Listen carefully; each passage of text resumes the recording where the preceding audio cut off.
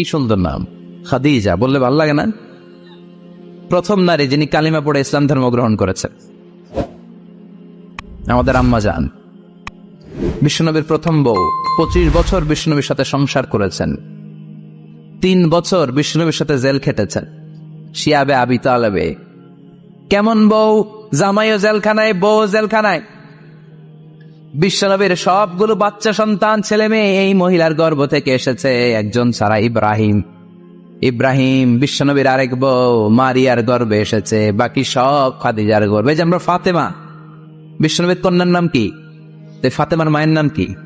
খাদিজা। সুবহানাল্লাহ। ফাতেমা, রোকাইয়া, উম্মে কুলসুম, জায়নাব, এই 4 জনের মাই খাদিজা। আবার আব্দুল্লাহ, কাসেম, এদের মায়ের নামও খাদিজা। বিশ্বনবীর সব সন্তান এসেছে খাদিজার পেট থেকে। বরকত বেশি না কম?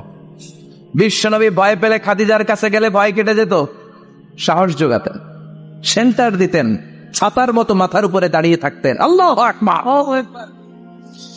বিশ্বনবী বলতেন রুজিকতু হুব্বাহা, খাদিজার ভালোবাসা আমার অন্তরে আল্লাহ রিজিক হিসেবে দিয়েছে। আবার বিশ্বনবী বলতেন আল্লাহ যেই কিয়ামতের দিন বন্ধু বন্ধুরে চিনবে না, ভাই ভাইরে চিনবে না, কেউ কাউরে চিনবে না, ওই কঠিন দিনে আমি আমার খাদিজারে যেন ভুলে না যাই, আমার খাদিজারে যেন দেখা মাত্রই চিনতে পারি এটা আমার খাদিজা।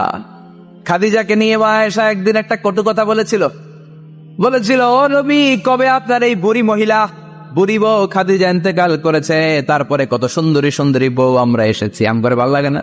খালি বুড়ির কথা কন, কেউ খালি বুড়ির কথা স্মরণ করেন। আমরা আছি, আমাদের দিকে তাকান, আমরা কত সুন্দরী, আমরা কত ভালো। বিশ্বনবী রেগে গেলেন, মা আয়েশাকে এইভাবে ধরলেন। জীবনে কোনোদিন কোন স্ত্রীর গায়ে হাত তোলে নাই, শুধু ওই দিন মা আয়েশাকে এইভাবে ধরেছিলেন আর বলেছিলেন, আয়েশা খবরদার, জীবনে এই কথা বলবা না। আমার খাদিজা আমার বিপদের দিনের সঙ্গিনী, তোমরা আমার সুখের দিনের সঙ্গিনী, তোমরা কেউ আমার সাথে জেল খাটো নাই। খাদিজা আমার সাথে জেল খেটেছে 3 বছর। কয় বছর? কি মহিলা ছিল! বিশ্বনবীকে সবসময় আগলে রেখেছে, শেল্টার দিয়েছে, প্রতিভক্ত ছিল। খাবার নিয়ে বিশ্বনবীর জন্য এদিক সেদিক যেতেন, বিশ্বনবী না আসলে খেতেন না। বিশ্বনবীকে কলিজার চাইতো বেশি ভালোবাসতো, পতি যা বলবে তাই শুনতো। ও মায়েরা, খাদিজাতুল কুবরার জীবনী থেকে আপনাদের জন্য শিক্ষা হলো প্রতিভক্তি। কি ভক্তি? এখন প্রতিভক্তি নাই, আমরা করি নারী ভক্তি। এখন নারী নির্যাতন কমে গেছে বাংলাদেশে, বেড়ে গেছে পুরুষ নির্যাতন। কথা কন। এখন আমরা ভক্তি করা লাগে, আমরা ভক্তি না করলে ঘরে খাওয়ান নাই, এরকম ঝামেলা আছে না নাই? কথা বলেন। মায়েরা, বোনেরা, আপনার স্বামী যদি আপনার উপর নাখোশ থাকে, আপনার ইবাদত আপনাকে বাঁচাতে পারবে না।